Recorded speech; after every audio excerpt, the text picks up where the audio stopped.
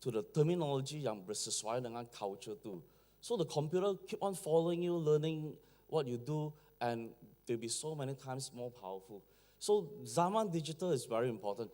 Now, a lot of us share that, okay, buku tak akan hilang, selama-lamanya cetak tak akan hilang. We agree it tak akan hilang. But if you look at the last 5 years, the digital trend of moving up is like setiap tahun kita pergi Frankfurt, London, Beijing, America, you find that the growth is 100%, 200%, 400%, 800%.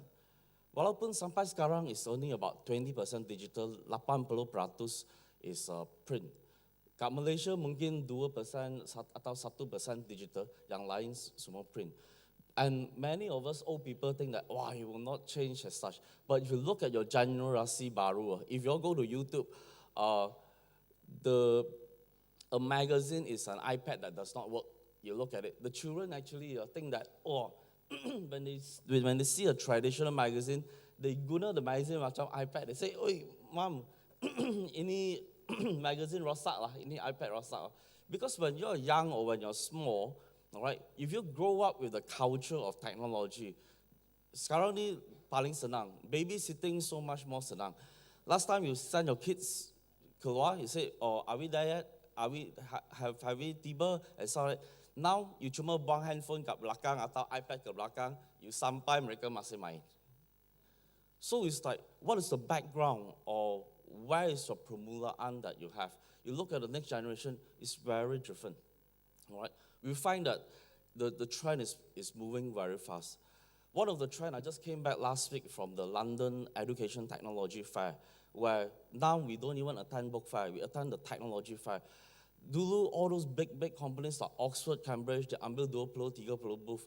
Now, Oxford, Cambridge semua ambil 1 booth, 2 booth. Samsung ambil 50 booth, Apple 50 booth, and all this platform company, because they're talking about Parisian, about deliveries, like you have your Samsung store, your Google Playbook store, all the technology giant is coming into play.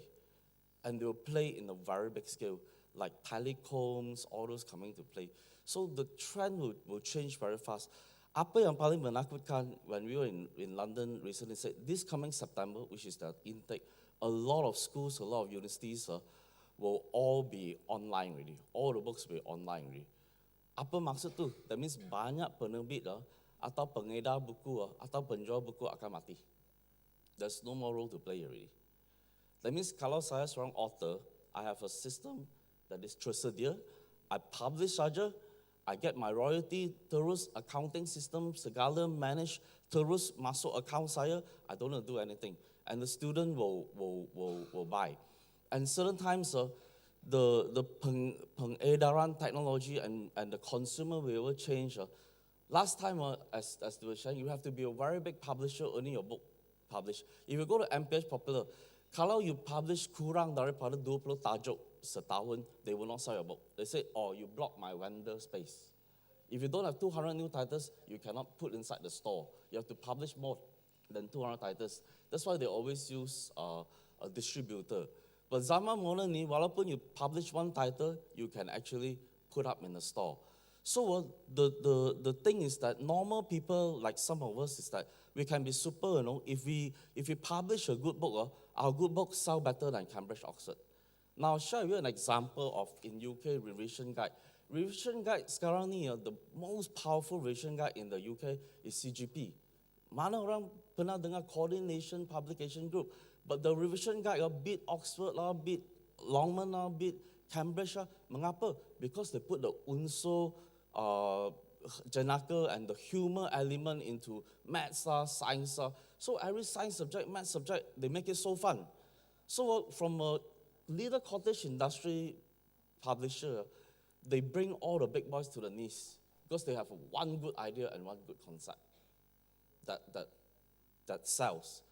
Now, from the industry buku's perspective, for those of us looking at pemasaran antarabangsa, many of us publish, memang like Jago Kampung, we publish hoping for the government to give you money, hoping for project and stuff like that. No doubt the industry dah berkembang, the Bertamba is the population of readership. If you go to the KL International Book Fair, selalu pecah, jalan pun tak ada tempat jalan. It's a very, very good sign, all right? But the thing is that this is as much I can sell to the local market. The bigger market is the global market, all right? Many publishers or booksellers, bila kita keluar negara, we open a booth in Frankfurt ke, London ke, we try to sell English books to people, all right? The Americans, the British, you go in, 2,000 kedai selling English book. They come to Malaysia to buy your English book because we are actually like outnumbered, and that is not our kepakaran. Now, the latest research that we have from Majlis Buku Kebangsaan, when we set up a booth in Frankfurt last year in October, you know what is the best things that Malaysia sell and make the most money compared to all the years that we've been doing book fair? It's all the Islamic books. Like Malaysia is famous to be a moderate Islamic country. We are open, all right? We are very diplomatic. We are chosen to be the party perdamaian for many of the other countries. They come, they look at our Islamic titles, our Islamic books, and they ask for translation rights, all right? Islamic banking, we can be number one in the world. So we concentrate on things so that we can be number one in the world, rather than compete in a very overcrowded market, in other people's home ground, in other people's game, in other people's playground. So if you have a story to tell, like say, sometimes you could be from Sabah or from some pedalaman, you write about some aboriginal thing, about certain specific study, your book may have made more money than somebody who sell a novel as such. All right? So there's the paradigm of thinking that bertukar. There are no rules actually, as long as you find your niche, where is your niche. And now there's a lot of party which you can just, will help you to achieve.